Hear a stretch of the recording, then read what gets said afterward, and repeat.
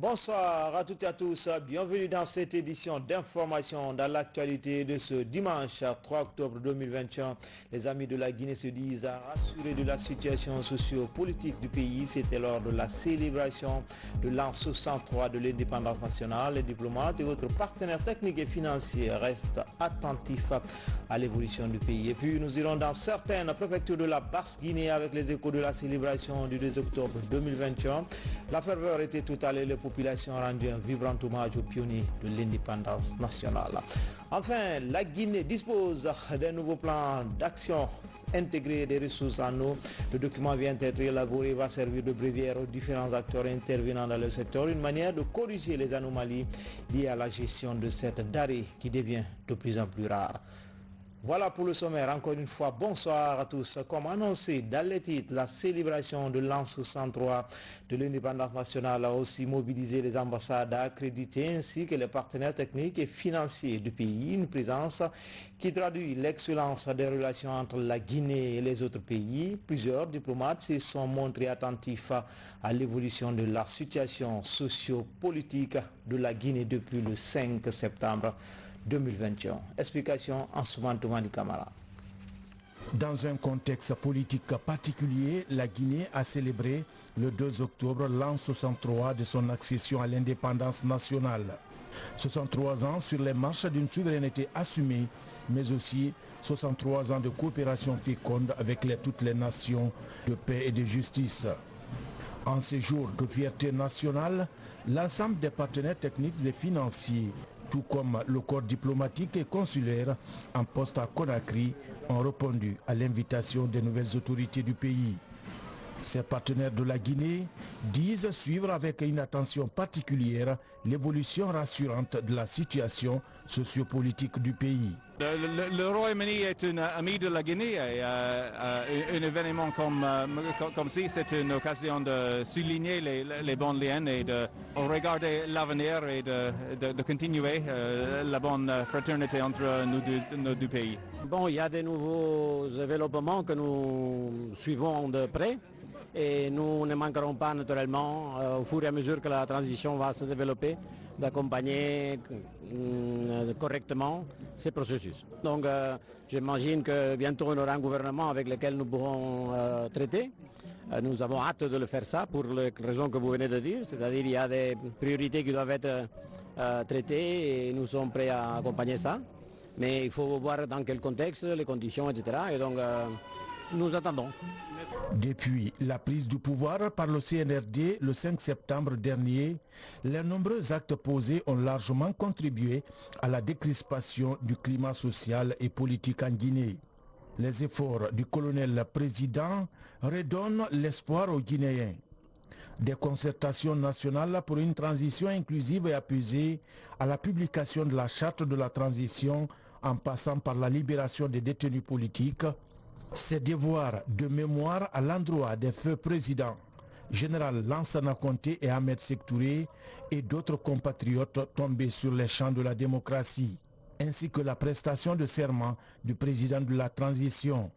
Le CNRD, à sa tête, colonel Mamadou Doumbouya, se montre respectueux de ses engagements pris. La prestation de serment a été bien reçue, tant par les Guinéens et tant par la communauté internationale. Nous sommes tous heureux du discours qui a été prononcé, mais également du message qui a été prononcé par le président de la Cour suprême. Depuis son arrivée au pouvoir il y a environ un mois, le président de la République, président de la transition, a conféré à 2 reprises avec l'ensemble des corps diplomatiques et consulaires en poste à Conakry. À chacune des rencontres, colonel Mamadi Doumbouya, chef de l'État, a réitéré la volonté du CNRD à procéder à une refondation de la nation pour l'intérêt supérieur du peuple de Guinée. Si nous avons dû prendre nos responsabilités, c'est surtout et avant tout pour préserver l'unité nationale, la sécurité collective et l'avenir des filles et fils de notre pays. Le CNRD est fortement attaché aux valeurs démocratiques et de coopération. Cette volonté exprimée pour une coopération respectueuse de la souveraineté nationale se traduit tous les jours en actes concrets et force l'admiration ainsi que le soutien du peuple de Guinée, seul architecte de son devenir. Le 1er octobre 2021 est désormais dans la mémoire collective et pour cause la prestation de serment du colonel Mamadi Doumbouya à la faveur d'une transition amorcée depuis le 5 septembre dernier. Une nouvelle page s'ouvre pour la Guinée avec beaucoup de défis. Le discours de circonstance met en lumière la lutte contre la corruption, l'organisation des élections crédibles et l'indépendance de la justice. Voici les grandes lignes de ce discours. C'est une analyse signée Mohamed Seyar Souma. Le changement intervenu au sommet de l'État guinéen a pris forme. Cela fait suite à la prestation de serment du colonel-président Mamadi Doumbouya devant la Cour suprême, la haute juridiction du pays l'invitant à jurer sur la charte de la transition, moment solennel qu'il engage désormais vis-à-vis du peuple de Guinée. Dans son allocution de circonstances, un bref rappel est fait sur les raisons de l'avènement de l'armée au pouvoir sous la direction du Comité national du rassemblement pour le développement. Une lecture attentive de l'évolution politique de notre pays permet d'aboutir à une conclusion. Celle relative à la nécessité d'apporter un changement. En effet, comme vous le savez, la République de Guinée a connu depuis le 5 septembre 2021 un changement politique suite à la prise du pouvoir par l'armée. Ceci est consécutif à une longue crise sociopolitique et économique à laquelle le pays était confronté. La charte déjà en vigueur prévoit la mise en place des institutions comme le gouvernement et le Conseil national de transition. Les priorités sont dégagées. Ces missions se résument essentiellement à la rédaction d'une nouvelle constitution, la refondation de l'État, la lutte contre la corruption, la réforme du système électoral et la refonte du fichier, l'organisation des élections libres, crédibles et transparentes, et la réconciliation nationale. Sur le point relatif aux prochaines consultations électorales, le président de la transition opte pour la fermeté. Un message on ne peut plus clair. Je voudrais ici réitérer mon engagement que ni moi, ni aucun membre du Comité national du Rassemblement pour le développement et des organes de la transition ne sera candidat aux élections à venir. Pour relever ce défi, une importance capitale est accordée à la justice. En témoigne un passage de son premier discours d'adresse à la nation à la faveur de la prise du pouvoir par l'armée le 5 septembre dernier. Je cite, « La justice sera la boussole qui orientera chaque citoyen. Cet engagement vaut un sacerdoce. » L'indépendance et l'impartialité de la justice constituent, à mes yeux, j'y insiste, un impératif afin d'instaurer la crédibilité de notre État et de recréer la confiance des citoyens dans l'institut judiciaire. Tout cela pour mettre en confiance l'opinion nationale et internationale. Je voudrais souligner mon attachement particulier au raffermissement des liens d'amitié et de fraternité avec nos voisins, mais aussi avec tous les pays partenaires et amis de la Guinée. En tant que membre fondateur de l'Union africaine et attaché aux valeurs panafricaines, notre pays continuera à tenir son rang dans l'intégration et le rayonnement du continent. Ces messages montrent une nouvelle fois que les portes de la Guinée restent ouvertes. Pour preuve, les frontières avec les pays amis sont réactivées. Pas seulement, plusieurs actes sont posés et massivement salués durant les 4 premières semaines du CNRD aux commandes. À sa tête, le colonel Mamadi Doumbouya, président de la transition, chef de l'État.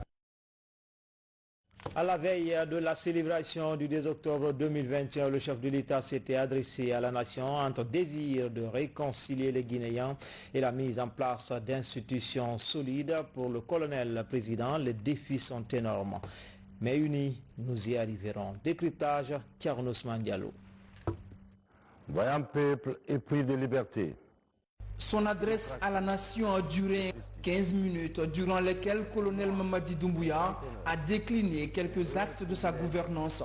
Tout d'abord, il remercie la population, félicite les forces de défense et de sécurité, avant de revenir à nouveau sur les circonstances qui ont conduit l'armée guinéenne à prendre ses responsabilités le 5 septembre dernier.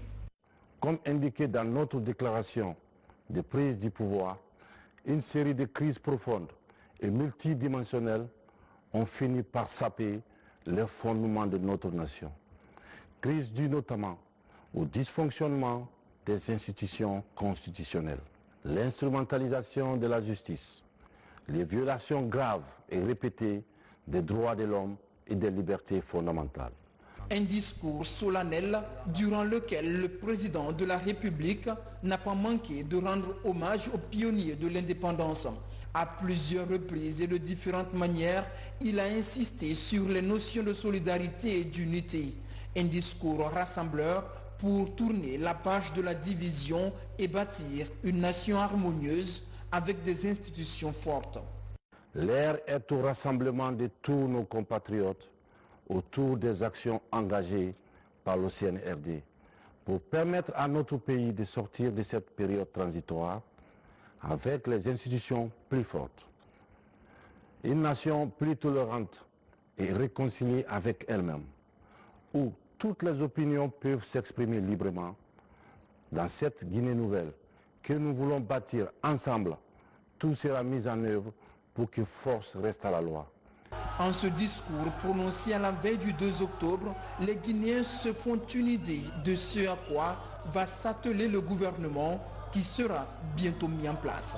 L'état actuel du pays exige des mesures fortes que le CNRD s'engage à prendre en vue de redresser la situation avant la fin de la transition. Au titre de ces mesures, il y a la refondation de l'État, la lutte contre la corruption, la réforme du système électoral, la refonte du fichier, de l'organisation d'élections crédibles, inclusives, transparentes, ainsi que la réconciliation nationale. À ces missions essentielles s'ajoute l'écriture d'une nouvelle constitution, devant servir de socle à notre démocratie. Dans cette adresse à la nation, colonel Mamadi Doumbouya prend des engagements pour une transition réussie avec notamment des élections transparentes et inclusives de la base au sommet. Le reste de l'actualité, 650 soldats guinéens ont été déployés à Kidal, nord du Mali, pour le compte de la MINUSMA. Bien avant, le drapeau national a été officiellement remis au commandant du contingent de Gangan 7. C'était au centre d'entraînement aux opérations de maintien de la paix de Samouria. Adjudant Alassane Diaby, correspondant de la presse militaire. Je vous remets solennellement le drapeau guinéen que votre bataillon il sera très haut pour sauver l'honneur et la dignité du peuple de Guinée et de la nation guinéenne. Le peuple vous inspire confiance. Je vous demande de mériter cette confiance. Dans moins de 2 semaines, ces soldats seront déployés sur le théâtre des opérations de maintien de la paix à Kidal, sous la bannière des Nations Unies, pour assurer la relève du bataillon Gangan 6. Mais avant, ils reçoivent les dernières instructions de la haute hiérarchie militaire à l'occasion de la remise solennelle du drapeau au commandant du contingent. Au nom du peuple de Guinée et du président de la République, chef de l'État, président du Comité national du Rassemblement pour le développement, son Excellence colonel Mamadi Doumbouya, que je vous remets solennellement le drapeau guinéen que vous hisserez haut, haut et très haut au Mali au cours de votre mission sur le théâtre des opérations pour la stabilité de ce pays frère.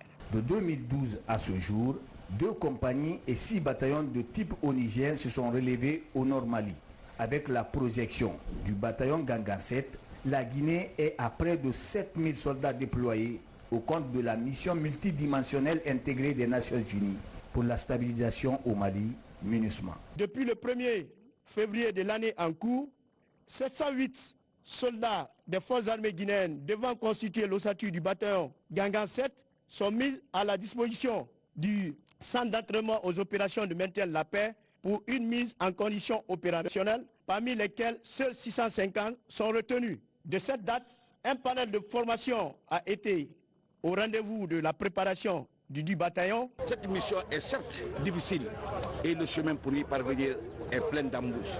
Mais avec cette volonté et la détermination pour hisser ce drapeau guinéen au Mali, je suis prêt à accomplir cette mission sans esprit de répit. Pour un mandat de 12 mois à Kidal, ces 650 soldats de la paix auront, comme entre autres missions, la sécurisation, la patrouille, la protection de hautes personnalités et le contrôle jaune.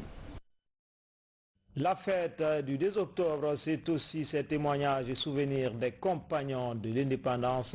Ce soir, c'est une exclusivité du journal télévisé. Nous sommes allés à la rencontre de celle qui a partagé avec le camarade Ahmed Sékou Touré ces moments de gloire, mais aussi de peine. Malgré son âge avancé, Hadji André Touré nous relate quelques souvenirs pendant et après la présidence du Grand Sili. Images et témoignages avec Makemi Donzo. Née en 1934, Hadji André Touré est la première dame de la République de Guinée. L'épouse du feu président Ahmed Sékou Touré est reconnue par sa discrétion. Cette femme d'un tempérament modéré et forte de caractère a su se frayer sa propre voie, son chemin, pour donner du contenu à son parcours. J'ai fait quelque chose de très simple. Je commençais chez moi, dans mon salon. Je faisais venir mes amis d'enfance. Ils ont fait des ouvrages, ils ont travaillé. Ils ont vendu les ouvrages là pour avoir un peu d'argent. Moi, je n'ai jamais pris l'argent de l'État pour faire mes activités. Alors on a vendu, commencé à acheter des machines. 2 machines, 5 machines. Quand nous avons assez de machines, nous avons ouvert le centre. Nous avons recruté les jeunes filles qui venaient pour la formation. Mais en leur apprenant surtout à ne penser qu'à elles-mêmes. Après le cycle primaire à Kankan, André rejoint Conakry pour poursuivre ses études secondaires au collège des jeunes filles tenu par des sœurs de Saint-Joseph de Cluny. Elle en sort avec le brevet élémentaire. Avec ce diplôme, elle est embauchée comme secrétaire de l'Association des femmes de l'Union française. En juin 1953, André se marie au camarade Sékou Touré. Elle n'avait que 19 ans. Et depuis lors, Madame Touré reste sereine et garde toujours les meilleurs souvenirs de son époux, qui est aussi le père de l'indépendance guinéenne, rappelé à Dieu il y a 37 ans. Mon mari avait un caractère, il communiquait beaucoup. À la grâce de Dieu, je vis paisiblement chez moi. Je suis entourée de mes parents et mes amis qui viennent me voir. Je suis très heureuse d'être ici. Fille d'un médecin militaire français, Paul-Marie Duplantier, et d'une ménagère guinéenne, Kessa Kourouma, Hadji André Touré est âgée de 87 ans. Malgré cet âge avancé, elle a toujours la mémoire fraîche et se rappelle presque de tout. Même si la vieillesse a déjà eu raison de sa mobilité physique, il n'en est pas de même pour sa vivacité d'esprit. Elle garde toujours son moral. Et puis nous allons toujours remonter le temps pour aussi revisiter le parcours du principal architecte de notre indépendance, le camarade Ahmed Sékou Touré de l'Union territoriale des syndicats à la tête de l'État. Une ascension fulgurante d'un jeune leader révolutionnaire soutenu par la classe ouvrière, notamment les dockers. Ce 2 octobre, cette page d'histoire a été aussi célébrée sur la plateforme portière. Explication, Fodé Camara. L'histoire du port autonome de Conakry est intimement liée à la colonisation. Dès 1895, le gouverneur de la Guinée française, Noël Ballet, avait mesuré déjà la portée stratégique de l'implantation d'un port à Conakry. De 1929 jusqu'au début de la Deuxième Guerre mondiale, en 1939, le port avait un trafic de 180 000 tonnes de marchandises par an, constitué en grande partie des produits tropicaux et d'autres matières premières. Une domination coloniale combattue dès les premières heures par les dockers. Il y a plus de 40 ans, à Paris, quand le président Ahmed Sékou Touré parle de lui-même à la troisième personne, il rend un hommage vibrant à ses héros anonymes. Beaucoup se posent la question, quel est cet homme? Je voudrais vous mettre à l'aise. Cet homme est un fils de la Guinée. Cet homme n'avait rien. Et au moment où pour la première fois son parti, le Parti démocratique de Guinée, l'avait choisi pour être le candidat député pour le Parlement français, il lui était réclamé 5 000 francs. C'est-à-dire 50 francs français aujourd'hui. Cet homme, pendant un mois, était incapable par lui-même de trouver les 5 000 francs. Cet homme n'a pu obtenir les 5 000 francs que lorsque les dockers de Conakry ont appris l'incapacité du candidat à se faire inscrire, faute d'argent, avaient donc organisé une souscription pour amener les 5 000 francs. Je suis le fruit de mes frères et de mes sœurs. Le directeur adjoint des opérations maritimes de la société Alport est l'un des témoins de ce discours de reconnaissance du président Ahmed Sékou Touré à l'endroit de l'engagement des dockers pour l'indépendance et l'émergence socio-économique de la République de Guinée. À l'époque, ce vieil acteur portuaire était jeune stagiaire à Paris. On était tous dans la salle ce jour. Moi j'étais étudiant, j'étais venu en stage et on a assisté. C'était fabuleux, c'était formidable, c'était excellent. Il fallait être guinéen ce jour dans cette salle pour écouter ton chef de l'État qui défendait les causes justes. Ce qu'on peut retenir, c'est que les dockers sont d'une participation effective et formidable dans le développement du port. Il faut le reconnaître et il faut le retenir. À l'unisson, ce 2 octobre 2021, pour se souvenir des différentes péripéties de la marche vers l'indépendance, les travailleurs du terminal conventionnel ont marqué une pause festive pour regarder dans le rétroviseur le rôle crucial joué par les dockers dans la lutte pour la souveraineté nationale, mais aussi rappeler la place du syndicalisme pour la prise en charge des revendications d'amélioration des conditions de vie et de travail. Les ports, en tant qu'acteurs économiques incontournables des économies des pays, doivent participer activement. Il y a un message solennel que le chef de l'État a lancé à l'ensemble des Guinéens, et je pense que tous les travailleurs d'Alport Conakry et du groupe Al-Bayrak évoluant sur le territoire guinéen doivent s'inscrire dans ce sens, c'est-à-dire l'unité, la réconciliation, la discipline et le travail. À l'indépendance dès 1958, les dirigeants de la nouvelle République ont initié des réformes à la dimension des ambitions de souveraineté et de modernité. Aujourd'hui, pour tenir ce pari du renouveau, il y a lieu de marcher dans le sillage du père de l'indépendance pour permettre au port de Conakry de capter le trafic des pays voisins qui n'ont pas accès à la mer. À présent, les échos de la célébration de l'indépendance nationale dans certaines préfectures de la Basse-Guinée, c'est un condensé signé Younoussa Tawel Kamara. C'est dans le strict respect des gestes barrières que la fête du 2 octobre, qui marque l'accession de la Guinée à la souveraineté nationale, a été célébrée à la place des martyrs de la commune urbaine de Boké. Ce jour, les autorités à tous les niveaux se sont fortement mobilisées pour donner un cachet particulier à l'événement. L'occasion de procéder à la pose de la gerbe de fleurs avant de revenir sur le rôle que la Guinée a joué pour permettre aux autres pays d'accéder à leur indépendance. Les gens qui ont mouillé le corps, ils se sont donné la main malgré la multiplicité des partis politiques à l'époque. Mais quand il était question de sauvegarder l'honneur de la patrie, ils se sont donné la main.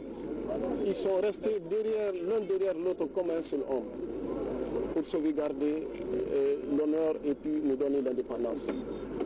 Cette indépendance, elle n'était pas seulement pour la Guinée. Vous n'êtes pas sans savoir que ces démarches, ces luttes ont contribué à la décolonisation de beaucoup d'autres pays africains. Même en Gouman à Doubrika, là aussi, la cérémonie festive s'est déroulée à la place des martyrs en présence des autorités préfectorales, communales et religieuses. Après le défilé militaire, place au traditionnel exercice du dépôt de la gerbe de fleurs. On est habillé pour vous, pas contre vous. Alors on vous tend la main pour que vous veniez, que nous travaillons la main dans la main.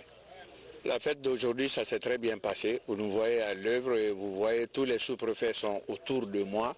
Ils sont venus pour l'assainissement de l'hôpital central. C'est sous le slogan « Une Guinée unie et prospère » que la fête nationale de l'indépendance de la Guinée a été célébrée à Koya.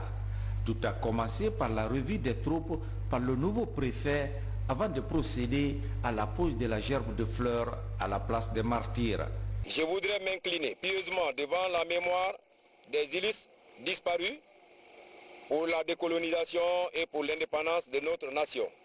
Pour la même occasion, je voudrais remercier très humblement les braves populations de Sumbuya, Filgoure et Tabunsu pour leur adhésion massive aux idéaux de paix, de rassemblement et de développement prônés par le CNRD à sa tête, son Excellence, le colonel Mamadi Doumbouya, président du CNRD, chef de l'État, président de la République, commandant en chef des forces armées. À Forikaria, c'est le défilé militaire qui annonce les couleurs de la célébration du 63e anniversaire de l'accession de la Guinée à l'indépendance nationale. Un moment solennel où la flamme du patriotisme est arrivée dans le cœur des Guinéens. Tout en vous remerciant pour vos mobilisations massives à l'occasion de cette journée historique, je voudrais rappeler de la fête de notre indépendance un moment intense. L'émotion pour la nation, car elle constitue une fête qui rassemble l'exemple, notre liberté retrouvée et met l'honneur de non seulement nos compatriotes qui se sont investis pour la cause de la patrie. 63 ans de souveraineté, un âge de maturité célébré en apothéose dans la préfecture de Fria. Une festivité qui a tenu toutes ses promesses dans la cité de l'Alumine. 2 octobre 1958, 2 octobre 2021. Que de chemins parcourus et de jalons posés par le vaillant et courageux peuple de Guinée. Que de victoires remportées et de difficultés rencontrées par le glorieux peuple de Guinée sur les plans politiques, économiques, social, culturel, sportif, etc. Chers compatriotes, dans un contexte très particulier, marqué par l'avènement du Comité national du rassemblement et du développement, CNRD, que nous célébrons cette année les 63 ans de notre indépendance. Ce 63e anniversaire est placé sous le signe de la paix et de la réconciliation. La fête est aussi une occasion de poser des actes civiques comme la campagne d'assainissement lancée dans toutes les localités du pays. La célébration des festivités du 2 octobre dans les autres régions, c'est dans nos prochaines éditions d'information. Dans l'actualité également, tout d'abord, volet assainissement, le réseau entrepreneurial des femmes africaines a procédé ce 2 octobre à une opération d'assainissement à la place Bénarès. Cette action s'inscrit également dans le cadre de la Semaine internationale du tourisme. Mikini Moussa Kamara, Fatoumata Kourouma. Le réseau entrepreneurial des femmes africaines décide de donner un coup de balai aux espaces de loisirs et les lieux publics. La plage de Bénarès constitue la première étape de cette opération. Elle se poursuivra jusqu'à la semaine prochaine. La vie de l'homme commence d'abord par la propriété. Et on ne peut pas parler de la santé sans parler de nettoyage. Le 2 octobre, nous allons viser les dispensaires. Ce n'est pas seulement les grands hôpitaux, les dispensaires. Nous avons les dispensaires qui en ont besoin de cette propriété aussi. Nous avons décidé de venir assainir cette plage qui est un lieu touristique, qui est un lieu qui est vraiment fréquenté par les jeunes. Et également dans notre réseau, il y a une commission qui est chargée de l'environnement. Donc pour ne pas rester sans rien apporter, nous avons décidé aujourd'hui de venir nettoyer cette plage. La plage de Benares draine souvent du monde pendant les différentes fêtes populaires. Les responsables du conseil de quartier de Yimbaya dans la commune de Matoto promettent de s'impliquer dans la propreté de ce site pour favoriser la santé publique. Le choix de Yimbaya Port n'est pas aussi fortuit. Ce qui a commencé aujourd'hui, ça va faire tache d'huile et ça ne va pas s'arrêter là. C'est la plage la plus grande.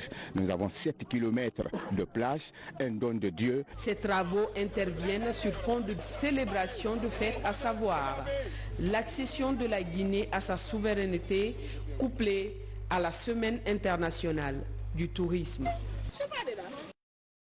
Un nouveau plan d'action intégré des ressources en eau vient d'être élaboré en Guinée. C'est un document qui va servir de breviaire aux différents acteurs intervenant dans le secteur. Une manière pour l'État et ses partenaires de corriger les anomalies liées à la gestion de cette denrée devenue de plus en plus rare. Babkari Bamba Kondé, Bamba Yatara, Mamad Bayan Sané.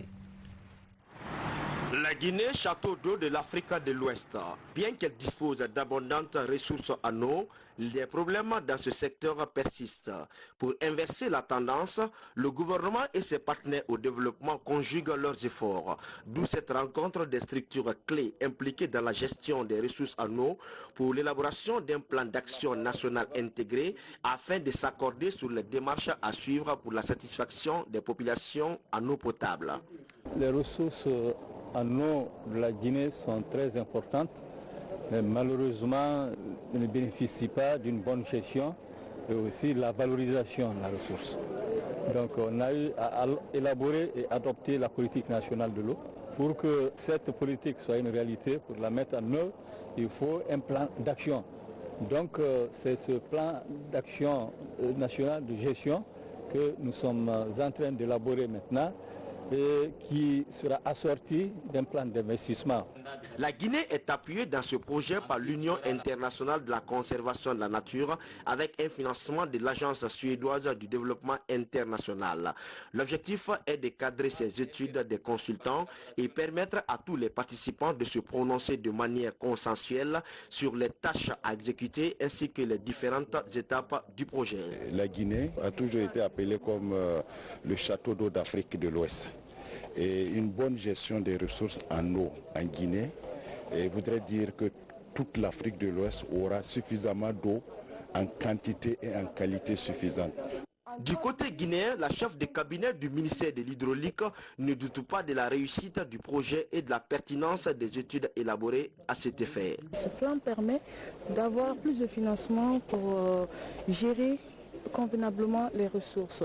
Ce plan va vraiment impulser les actions du gouvernement dans le domaine de l'eau et c'est pour ça que nous y tenons et surtout qu'on a un financement de l'UICN qui s'est mis à disposition du pays pour pouvoir permettre la mise en place de ce plan. Il faut rappeler que la Guinée depuis 2018 dispose de son document de politique nationale de l'eau grâce à l'appui de l'Union internationale de la conservation de la nature, de la CEDEAO et de la coopération suédoise. Enfin, ce dimanche 3 octobre est férié en Allemagne. C'est le jour de la chute du mur de Berlin, un événement célébré depuis 1990 à Conakry. Aucune célébration traditionnelle n'est prévue, mais quel est le sens de cette réunification pour le peuple? Quelques éléments de réponse avec le diplomate allemand Kiamo Kaba. Symbole de la guerre froide entre l'Est et l'Ouest, ce mur a divisé l'Allemagne pendant des années. Il est 21h20 le 9 novembre 1989 à Berlin. Ce jour-là, la peur a disparu. La foule enthousiaste prend le mur d'assaut. Vous savez peut-être, ou au moins les plus âgés le savent encore, que de 1949 jusqu'à 1990, il y avait 2 États allemands qui étaient séparés, divisés. Un qui faisait partie du bloc soviétique et l'autre qui faisait partie des pays démocratiques de l'Europe de l'Ouest. En 1989, en Allemagne de l'Est, la population s'est révoltée contre le système et a finalement poussé le gouvernement d'ouvrir les frontières. Immortalisé pour l'histoire, la chute du mur de Berlin ouvre la voie à la réconciliation. L'Allemagne est réunifiée. Le 3 octobre 1990, l'unité allemande est célébrée partout dans le monde. C'est toujours une raison de joie et il y a des fêtes dans la rue autour de la porte de Brandenburg à Berlin, mais aussi dans d'autres villes en Allemagne. Les fêtes traditionnelles à la résidence pour le 3 octobre, j'espère que l'année prochaine ça sera de nouveau possible. Et donc pour le moment je les invite de rester prudents avec le Covid, mais quand même de fêter entre eux en petits groupes la réunification. La République fédérale d'Allemagne a aussi soutenu l'indépendance de la République de Guinée en 1958. Une année plus tard, les représentations diplomatiques allemandes à Conakry obtiennent leur statut officiel. Un protocole d'accord de coopération dans le domaine de la planification du développement a été signé. Il touche plusieurs secteurs comme la santé et l'éducation. C'était tout pour les infos. Grand a-t-il le plaisir pour moi de vous servir pendant ces 3 jours d'affilée. À bientôt, Inch'Allah.